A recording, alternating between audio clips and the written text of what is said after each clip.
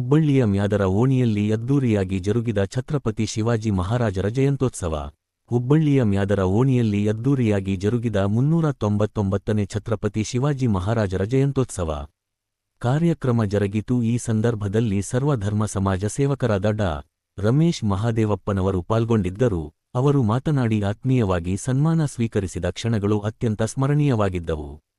ಈ ಸಂದರ್ಭದಲ್ಲಿ ವಿನಯ ಸಾವಂತ, ಮಂಜು ಮರಾಠ, ಅಮಿತ ಮಾತಾರಿ, ಕಿರಣ ಶಿಂಧೆ, ಶ್ರೀ ಮಹೇಂದ್ರ ಚೌಹಾಣ್, ಶ್ರೀ ಚೇತನ್ ಹಿರೇಕೆರೂರು, ಶ್ರೀ ಅರ್ಜುನ್ ಪಾಟೀಲ್, ಶ್ರೀ ಪ್ರಕಾಶ್ ಬುರುಬುರೆ, ಶ್ರೀ ಮಹೇಶ್ ದಾಬಡೆ, ಶ್ರೀ ಸುರೇಶ್ ಗೋಕಾಕ್ ಸೇರಿದಂತೆ ಸಹಸ್ರಾರು ಭಕ್ತರು ಹಾಗೂ ಅಭಿಮಾನಿಗಳು ಉಪಸ್ಥಿತರಿದ್ದರು.